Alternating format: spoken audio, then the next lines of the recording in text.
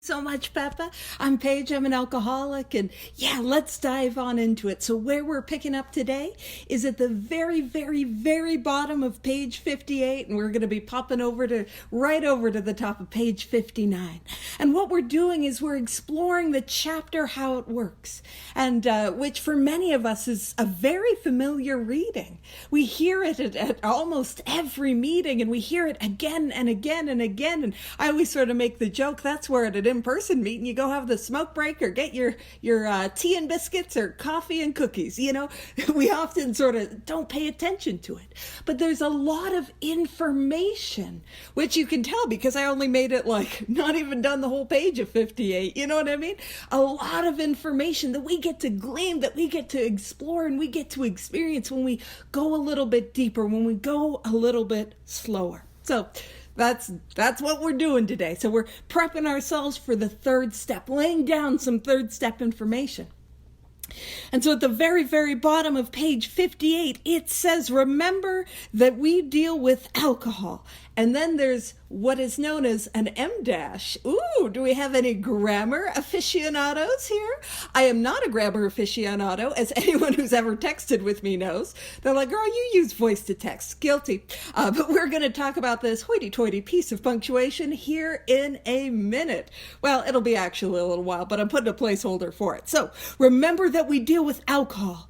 Cutting, baffling, powerful. And again, not to point out the grammar too much, but there is an exclamation mark, cutting, baffling, powerful, and it is being exclaimed.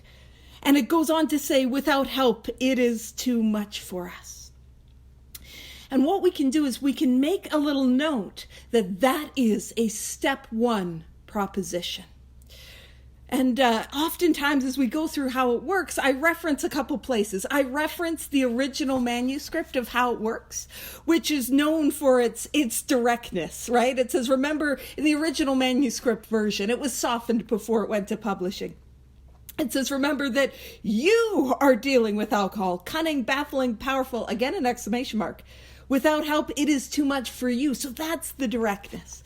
But I also like to reference, there's a group in AA that's known as YPA. It's the young people of AA. And when How It Works is read at the meeting, there's a lot of fun. The people will yell call-outs. So when it reads, remember that we are dealing with alcohol, cunning, baffling, powerful, people in the crowd will yell, and expensive. And I point out some of those call-outs because it helps us to see this very familiar reading in a brand new way. So when we talk about, remember that we deal with alcohol, cutting, baffling, powerful, and without help, it is too much for us. That being a step one idea is that I am up against alcohol. And what makes alcohol cunning, baffling, powerful is not that once I start to drink, I cannot control the amount that I take. That's not what makes alcohol, without help, it is too much for me. That is not what leaves me powerless against alcohol. What leaves me powerless, what makes alcohol cunning, baffling, powerful is the obsession of the mind. The obsession of the mind is the thought that I have when I am sober that takes me back again and again and again to the first drink, despite the fact that the allergy of the body is present in my life. So it takes me back to that first drink, despite the fact that I know I can never drink again. Despite the fact that the last time I did, I blew my life to smithereens. Despite the fact that my lived experience is that I don't want to drink again. That is what makes alcohol cunning, baffling, powerful. I want to stay sober. I have to stay sober. I need to stay sober, and I am trying to stay sober. And I can't stay sober. That is a step one idea. And as we go through this book, I often emphasize the transition that we make from hopeless to hope. And it is when I can internalize the hopelessness of the first step experience that I'm able to grab a hold of the hope. And here is the hope. But there is one, and that the O in one is capitalized. There is one who has all power. Look, another hoity-toity M-dash. That one is God. May you find him now. So this leads us into a second step proposition. The second step is simply about believing that a solution is possible, that a spiritual awakening could exist. That is the only thing that is asked of me in the second step. And when we look at the capitalizations in this book, for those that are kind of new to this study, welcome. For those that have been coming for a while, welcome. I'm just glad y'all are here. But when we talk about capitalizations, almost every capitalization is, not all of them, but almost all of them, is a synonym for God, a word that we could use instead of God. So if you don't like that word God, you can use one, you could use power, you can use higher power, you can use creator, you can use spirit of the universe. But what we're also talking about is those are simply titles. Those are names, and I'm not after simply a name. I am after a relationship with power. Because I have no power. And what I need is to have a relationship with power. And so that second step idea is really that power exists. Could that power exist? Could it be possible that there could be a power in my life? Man, that is all that is asked of me. And when it says you may find him now, in the original manuscript, it said you must. You must find it now. So there is a little musty that was taken out. I always like to joke, you guys open a window. It is musty in here. So that is, and that idea that I must find this power now, that leads us to the third step. Because the third step is ultimately and simply a decision. That I'm going to work these 12 steps as a way of life, like my life depends on it, because it does. That what I see on page 59, I'm going to follow the directions of those that are found in the first 164 pages of this book. And I'm going to give these 12 steps my best go, that I'm going to go after them. That is the third step decision. And it makes sense if I understand the first step that, man, I'm going to relapse. And I don't want to. And the second step is that there is a solution and I don't have it. It makes sense. The third step is I'm going to do what I can to get to that solution. And how we get to the solution is the 12 steps. And then it goes on. It says, half measures availed us nothing. And we talk about this and we joke about it. I mean, who here hasn't thrown out a half measures? Am I right? It's something that we joke about, we talk about. But what does it mean? And I'm not saying don't joke about it. Please don't let me spoil your fun. Let's have some humor. Actually, I'll tell you a little story before I break down what it means, because what it means is a little heavy. So I'll tell you something fun and silly. I don't really like getting dressed up for Halloween, which is I know it's growing in popularity across the pond, as they say, but it's a North American thing. And there's oftentimes a lot of AA events around Halloween, and I don't like getting dressed up. And if you don't know, I'm in a wheelchair. And so what I did was I grabbed a blank piece of paper and I tucked it on the seat, and I'm like, hey, there's nothing scarier than what I am for Halloween. I'm sitting on my fourth step. And so listen, half measure. So I'm making that joke. So again, we don't, not glum. We're all good. But what does half measures availed us nothing mean? Half measures means to do some of this, but not all of this. Half measures mean I do a 1, 2, 3 and I stop. And half measures means that I do a 1, 2, 3 and I start on my inventory and I stop. Half measures can even mean I do my fifth step and I stop there. Half measures could mean I do some of my amends, but not all of my amends. Half measures means I am quote unquote done my steps, but I'm not sponsoring anyone. Half measures can mean that I don't have that daily prayer, meditation, and inventory life rocking and rolling. That's what that means. So anything less than all of this as a way of life, and I am availed nothing. What does it mean to be availed nothing? What does that mean? That means I will drink again. And there is some truth that a lot of us can coast. I'm not ignoring that reality. But I don't have the luxury of knowing if I'm somebody that can coast or not. And if you guys know me, you know, girl, she can't coast. She starts coasting, she'll end up with a coaster, which is that's not a perfect metaphor, because never when I was drinking would I use a coaster. That's not how I was consuming alcohol. But I just had that little pun come to mind. So nothing less than all 12 steps as a way of life, and I will drink again. That is what half measures availed us nothing. And of course, in YPAW, what they will chant is, come on, not even half, because I feel like I should get something for some of it. You know what I mean? I feel like, hey, girl, I wrote some inventory. I should be able to rest on some laurels. That's a 10-step promises joke. But I think I did something, so I should be good. But what it's saying is nothing less than all of this, and I will relapse. It goes on to say we stood at the turning point. And when I talk about the third step, I say it is simply a decision. I won't say it's just a decision, because it is a tremendous decision. We are standing at this point, at the turning point of our entire lives. And I'll break this down with the metaphor here in a second. It then goes on to say we asked.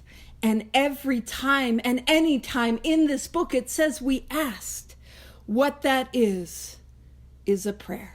Y'all know that there is a sneaky little prayer and how it works? Man, I was doing this thing for years and I didn't see it. You know, like, ooh, and I remember when I did and I was like, oh, you guys, there's a prayer. So if you're highlighting and you're highlighting in a color coordinated fashion, you get your prayer color out, whether it's a pink or a purple or whatever it is, and you can highlight it in whatever color you want.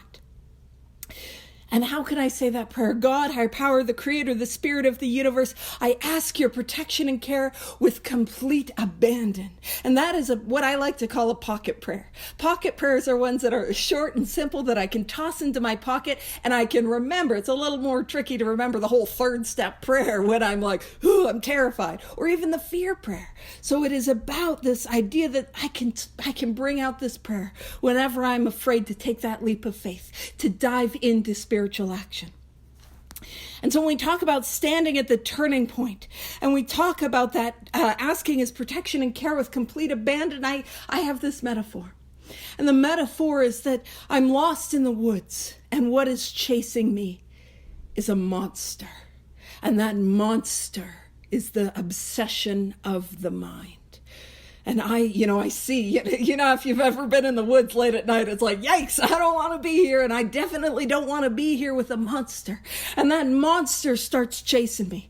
And I'm giving it everything I got. I'm running until my lungs are burning. But that monster, it always closes the gap. The obsession of the mind, it comes and it takes a swing and it gets me.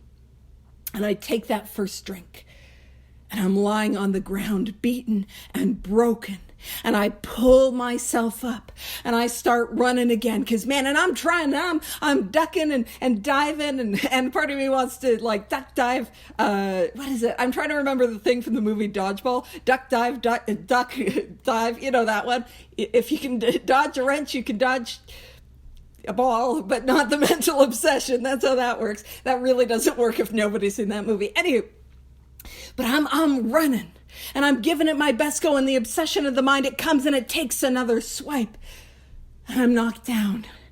I take that first drink and off I go. And man, I'm beaten and I'm broken and I pull myself up off the ground and I'm trying different things. I'm sprinting and I'm ducking under logs. And I'm like juking around trees and I'm trying to avoid it and it gets me again. And then sometimes I take a different tact and I'm hiding. I'm hiding in caves. I'm hiding behind trees. I'm hiding in logs. And it always, always, always comes and finds me. And the more that monster comes and gets me and takes that swipe, the more hurt I am. And I'm limping and I'm beaten and I'm broken and I'm running because, man, I can't keep doing this. And I start to see the hopelessness of my predicament.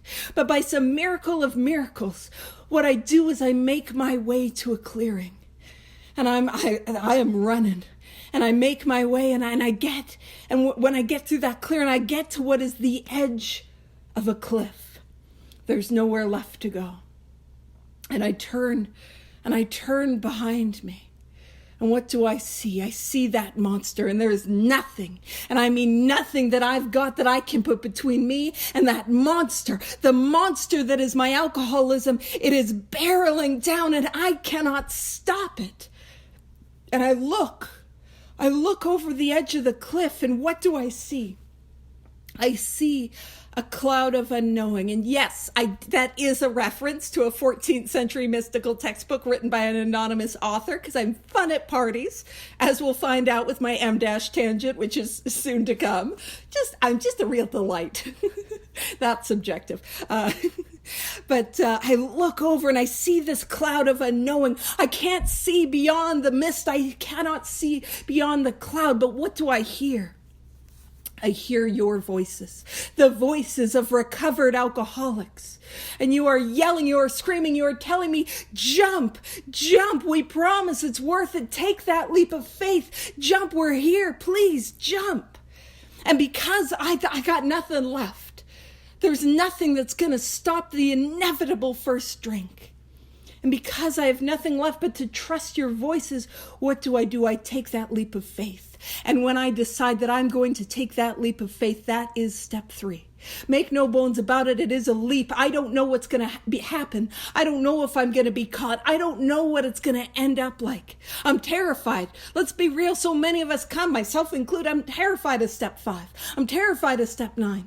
I'm not excited about that word God and all the spiritual things you want me to do. And I think I am grossly incompetent, and there's no way I could help another person in step 12.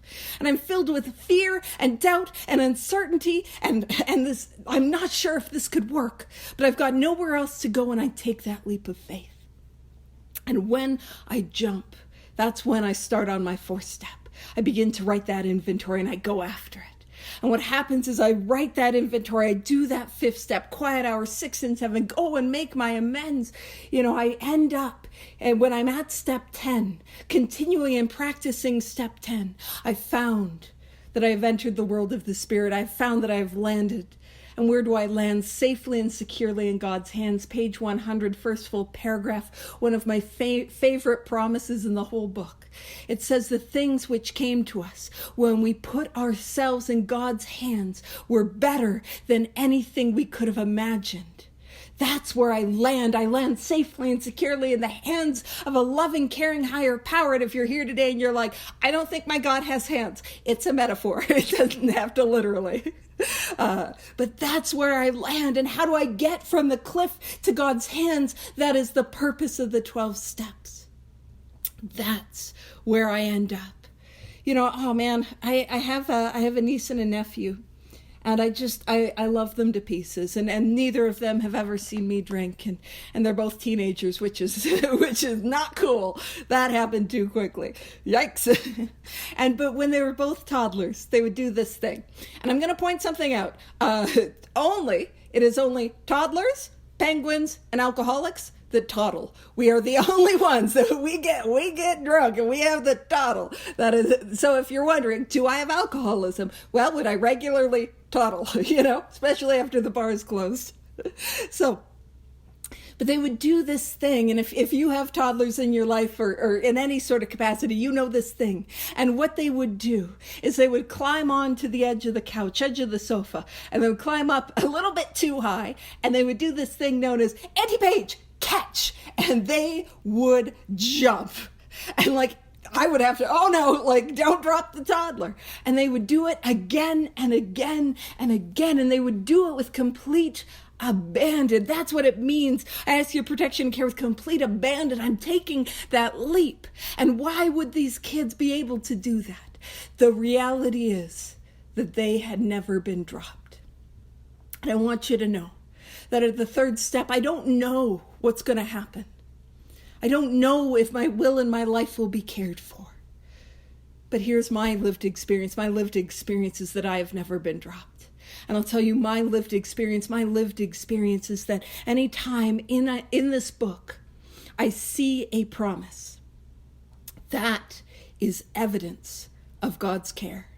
We got promises all over this. 3rd step promises, 4th step promises. We had some 2nd step promises. We got 5th step promises, 9th step promises, 10th step, 11th, all over step 12. And even in some of the later chapters, we have promises all over this thing. That is evidence of God's care. But more powerful than that, these 12 steps are all about experience. When I begin to experience these promises in my life, And I'm able to hold up what is written on the page as a mirror to my life that is irrefutable evidence of God's care. And we get to experience that, but I have to take that leap of faith first. I promise you, nobody thinks inventory is a good idea until after. You know what I mean? I promise you that. I've got to take that leap of faith first. It goes on to say here, and so welcome those that just joined us. I was on a tangent. I know, shocking. We're on the top of page 59. Here are the steps we took. That's where we're picking up. So it says, here are the steps we took. And I want to emphasize this. Here are the steps we took. Not here are the steps I think you should take. So as we read through the steps, what you might notice is that all of these steps are written in past tense plural. Ooh, grammar. Just really exciting here at ODAAT. Woo! But they are written in past tense plural. And what that means is it is the report of the actions that were taken by the first 180 members of Alcoholics Anonymous. They are saying, this is what I did to get well. This is what I did to bring about the spiritual awakening. We admitted, came to believe. Check, check, check. That's what it's saying happened. So past tense plural. And whenever I reference the first 180 members, what am I talking? I'm not just saying that's their experience. This is a book of mirrors. And as those of us who hold our experience up to the light of this book, and we find ourselves in the information about step one, and we follow the directions as we go through this thing, and we hold our experience of the promises up to the light of this book, it is not simply the experience of the first 100 members, 80. It is the experience of every single person who has recovered in Alcoholics Anonymous. Here are the steps. Each and every person who has recovered in Alcoholics Anonymous, here's what they have taken. Here's what they have done. So here are the steps we took. It's not a hoity-toity smarty pants person. Let me tell you, that's not me. Sitting in an intellectual ivory tower saying, oh, you lowly drunks, here's what you need to do, you peasants. No, it's hey, this is what I did. This is what I did. And let me help you do it too. And there's something about that is powerful. And it says, which are suggested as a program of recovery. Now, in the original manuscript, it says, which are suggested as your program of recovery. But I will emphasize that these 12 steps are just suggestions.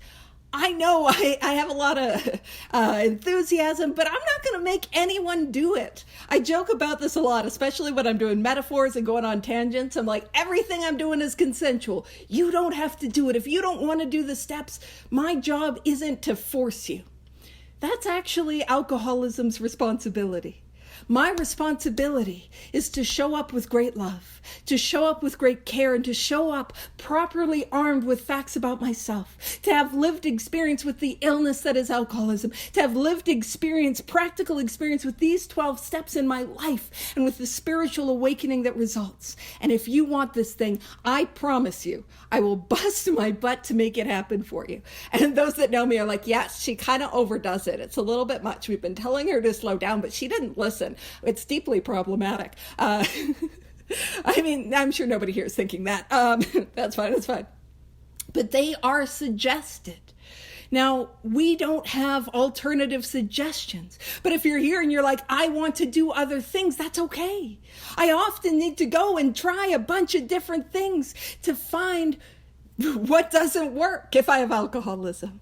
You know, it's when I'm working with people, they're like, I want to do other things. I'm like, great, go do other things. And if it doesn't work, we're here.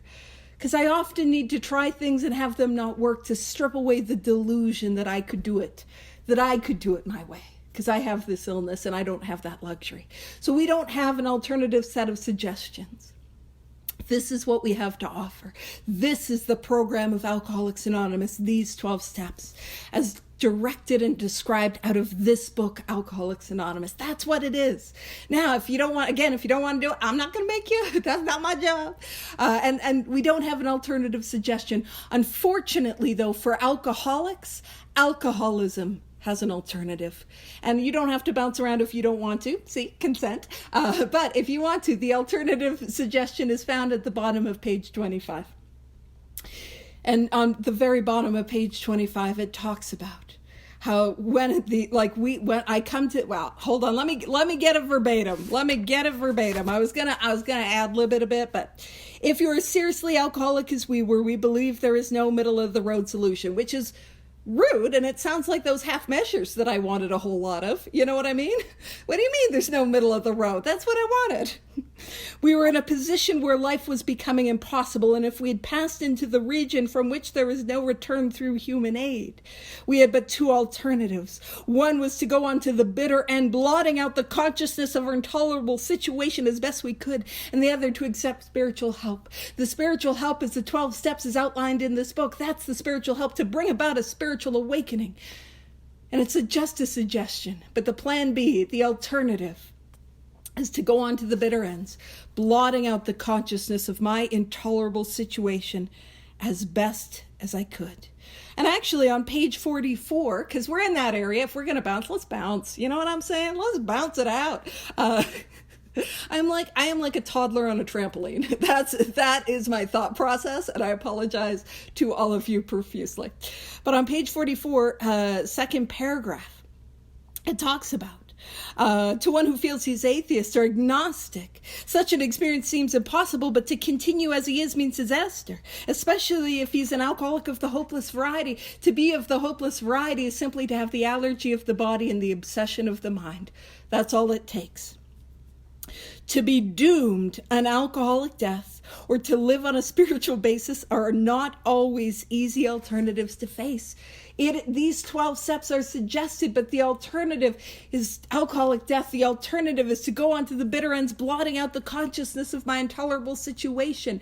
If I have alcoholism, the allergy of the body and the obsession of the mind. If I don't, I got options, I got choices. There's a whole lot of other stuff I can do. But guess what? I tried them for me. I didn't try everything, but for me, everything that I tried failed. I couldn't get well. I couldn't stay well. So apologies for those of you who are still trying to be like, wait, what's the page that we're supposed to be on? We're going to go back to where I'm supposed to be focusing on page 59. So it says, here are the steps we took, which are suggested as a program of recovery. Thank you so much, Rob. You're the best. It says, step 1, we admitted. So that is what the first 100 members did. We admitted we were powerless over alcohol. What does it mean to be powerless over alcohol? I've got some allergies. I'm allergic to onions and peppers. I know they might be more intolerances. I'm tolerant about a lot of things, but onions and peppers. Ooh, and I'm very positive, but I'll tell you what I am. I'm antihistamine. I got allergies there too. No, okay. I didn't make that joke. Just pretend it didn't happen. It's fine. But when we talk about being powerless, like, we were talking about Nando's before the meeting. Listen, I can have plain Nando's. I cannot have any of the real spicy peri-peri chicken. I'm allergic. I get some burning. I get some vomiting. It is unpleasant. It is not good. I do not want it. But I want you to know, I am not powerless over Nando's. In fact, I can go into a Nando's and I can find, not much, but I can find some stuff that I can eat. My allergy does not make me powerless. I have power in Nando's, not unlimited. But what makes me powerless over alcohol is that allergy combined with the obsession of the mind. What makes me powerless over alcohol is that I know that I can never drink again, and yet the obsession of the mind comes and I drink again. That is what makes me powerless. And then what we see is our M dash. Ooh, talking about that grammar. So very sexy. What's an M dash? So they have M dashes and N dashes, like the letter M and the letter N. An N dash is a dash that is the length of the letter N. We can extrapolate that an M dash is the length of the letter M on like a typewriter. And an N dash is one that's used more for like ranges. So you'd see like on somebody's tombstone, they live from this year to this year. You know, that's more what the N dashes are for. But the M dashes are used for emphasis or to convey information or expand on the information. And so when it says that our lives had become unmanageable, we are supplementing the first point that we are powerless over alcohol. So what does it mean to have an unmanageable life? Well, we explore the spiritual malady in steps 2 and steps 3. But in step 1, what makes the life unmanageable is this. I have to stay sober. I want to stay sober. I need to stay sober. But I cannot stay sober. But I can't drink. But I can't stay sober. But I can't drink. But I can't stay sober. That is what makes it unmanageable. And in step 2 and step 3, we look at what happens deeper down about that spiritual malady, the bedevilments on page 52. We look at what it is like to live a life based on selfishness, self-centeredness, which is to say a life that is operating from pain. We look at that, and that is what we treat. But in step 1, we're focusing on those 2 symptoms.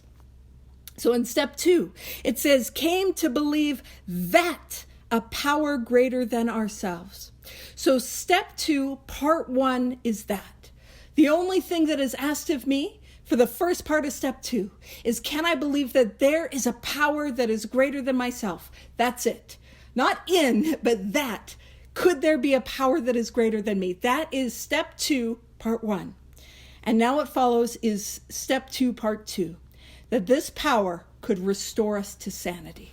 Now, in Alcoholics Anonymous, when we talk about sanity, not at a business meeting or a group conscience, hey, I hear we're looking for service at ODAAT. That's not how I should have plugged that. That's not how.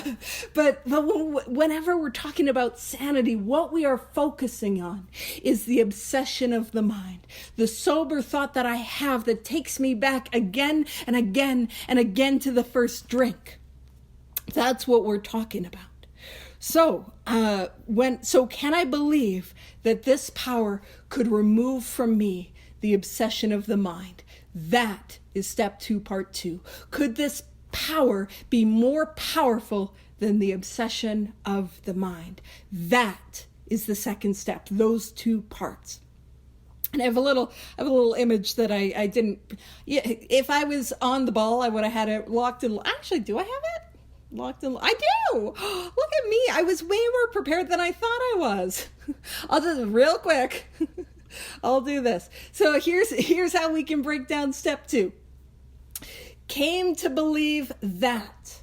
So came to believe that a power greater than ourselves. That question is asked in the chapter We Agnostics on page 47. Could there be a power that is greater than myself? Step 2, part 1. And then, could this power restore me to sanity? Could this power be bigger than my alcoholism? Could this power be bigger than my obsession of the mind? Because that's what I need. I need a power that can take that from me. Is that possible? And the question where we're asked that is on page 53. God is everything or else he is nothing. God either is or he isn't. What is our choice to be? Is it possible that this power is bigger than my rinky-dink little problem with alcoholism? I'm trying to softball it for you. So that's how we do the second step. To simplify it even further, all I am asking is it possible a spiritual awakening could exist? That's what it's saying. That's it. Now it goes on, and I'll make sure I toss that in the chat after if Rob's having trouble with the chat, because sometimes that's an issue and he's great all the time. No, he's got it. Okay, no pressure though. No pressure. You're doing wonderful. Now step 3. Step 3, it says made a decision. And I want to emphasize something. The third step is simply a decision. Made a decision to turn our will and our lives over to the care of God as we understood him. So, one of the things I want to point out is that my will and my life does not get turned over to God's care in step 3. I'm making a decision to take the course of action that will turn my will and my life over to God's care. What does that mean? That means I'm making a decision to work these 12 steps as a way of life. That's what I'm deciding to do, because it is this course of action that will turn my will and will turn my life over to the care of a power greater than myself. Now, where I live in the world, oftentimes we talk about our will as our thoughts and our lives, our actions, and that's okay. But I have a sponsee, and he was talking about, what if our will was our actions and our lives were the results? And I think there's power in that, especially if you have a level of attention span like mine. Little toddler on a trampoline, you know what I mean? And let's be real, this toddler on the trampoline, I got a juice box and I got snacks and it's all over. I've made a whole mess, you know? Don't take the juice box on the trampoline, too late. That's how my thought goes. So a lot of times I don't have the power, I don't have the ability to catch that first thought, especially when I'm new. But what do I have power over? I have power over the actions that I take. I have power over writing inventory. I have power over sharing that inventory with someone. I have power with taking that quiet hour and asking for those defects of character to be removed. I have power over the amends that I make. I have power over continuing that process in step 10 and continuing that process in step 11 and daily prayer and daily meditation, and power over carrying this message to others and practicing the elements of these 12 steps in all areas of my life. And but the results, man, they are not in my hands. I am no longer, well, we're going to see. We're going to get our spiritual p59s here in a couple of weeks. We're going to get pink slips for the North Americans, going to get fired from the management positions of our lives. But very simply, it is a decision to take this course of action as a way of life, to really go after it, to dive in with complete abandon to this work, to this way of life. And I want to emphasize over to the care of God, because again, at the third step, I do not know if my will and my life will be cared for. I do not know if that is absolutely I do. I got the cycle of alcoholism. If Rob's going to put it in the chat, but I might beat him to it. I might not. This is me doing that thing that I shouldn't do, which is multitasking. He's got it. He'll just do it. I'm leaving it to him because I'll just be in my folders, doing a full presentation when I got 5 minutes left. I got to be winding down. I'll be like, wait, I think it's in my recents tab. It is in my recents tab. But Rob will do it. There it is. I will focus. Okay. So, care of God. In the third step, I do not know if my will and my life will be cared for. I do not know if that's going to be the case. But again, every time in this book I see a promise, that is evidence of God's care. Every time in my life I experience a promise, as it is outlined in this book, that is irrefutable proof of God's care for me in my life. And then when it says, God as we understood him, this is important. When we talk about this, God as we understood him, we have the freedom to begin with whatever conception of a power that we like. But oftentimes we hear, man, if there's a God, I couldn't understand God, or God of my misunderstanding. Well, as we can tell, I'm a fun person. I'm just a real hoot. That's a little sarcasm, because, man, I know I am special. But I've got a 1930s dictionary because I already had one, you know what I mean? And I like to spend time in the dictionary. Woo! I was one of those kids when I was little. I'm like, I want to read the encyclopedia. Let me look at an atlas. That did not grow out of that. But in my 1930s dictionary, it describes the word understand. And this definition, I think, is the most applicable for what we're talking about, God of our understanding. It talks about, the word understand means to know through experience. To know through experience. That's how we come to understand. Now, at the third step, let's be honest, I am not going to know a power through experience. I don't have that experience. How do I build that experience? 4 through 9 is how I build that experience with this power. And I continue that process in 10, 11, and 12. So if I am at step 3 and it's like, I don't understand this power, That's okay. We are not supposed to, but I'm willing to take the course of action that will bring about that experience. Step 4, made a searching and fearless. Now that's implying some stuff. That's searching and fearless, that it's got to be thorough, that I'm diving, I'm really looking, I'm putting work into it. But whenever I talk about these 12 steps, I always emphasize it does not take long to get well. The 12 steps were meant to be worked, to be taken quickly and thoroughly. Those two things, I promise, those two things work together, quickly and thoroughly. That's what I meant to do. So I'm meant to go after it. You see, if I take a leap at the end of a edge of a cliff, I am jumping, I am leaping, I am diving in, I'm going into spiritual free fall, like, let's get after it.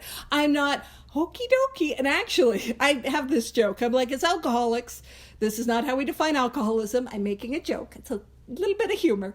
But we live by one rule and one rule only. And that is, if it feels good, do it.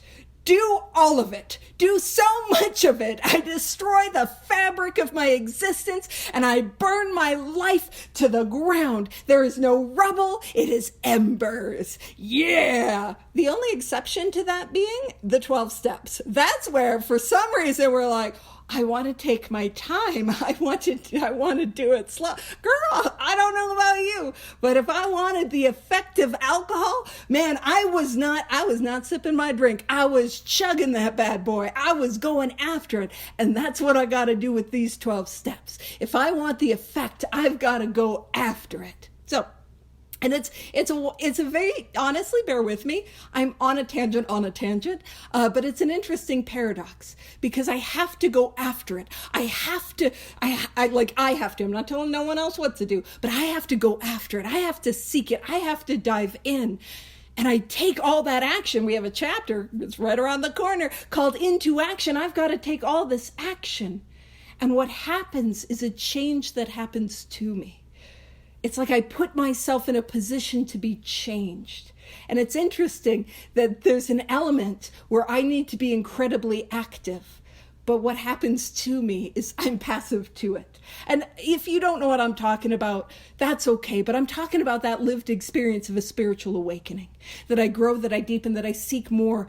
The more that I'm around, I dive in. Like I take the action to get there and then it happens to me. So that was a bit of I just thought it was fun to talk about the non-dual nature of this whole thing. You know, fun at parties. Alrighty. So searching and fearless, quick, thorough, really going after it. Moral inventory of ourselves, which, hey, I might not be a fan of, but let's be real. I was taking everyone else's inventory for years before I got here. And then just a little bit while I was here. I know nobody else can relate, and I know nobody's taking mine. Yikes. But that's what we're going to do. Is we're going to take a searching and fearless moral inventory of ourselves. And what is that inventory? I'm wrapping up soon, don't worry.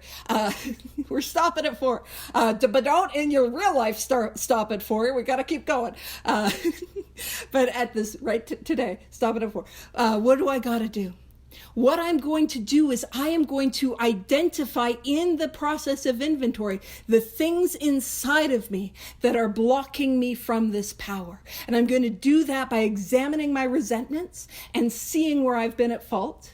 I'm going to do that by examining my fears and seeing how self-reliance has failed me, again, where I've fallen short, and how relying on a power greater than myself can overcome these fears. And I'm going to then also have a look at my relationships, those romantic sexual relationships, and I'm going to see where I was at fault in those and what I should have done instead. And that's going to begin to illuminate the stuff inside of me that's blocking me from this power. And then next week, we're going to talk about how we continue to get unblocked. So that is 3 minutes. That's not bad, Peppa. I'll turn it over to you. Thank you so much.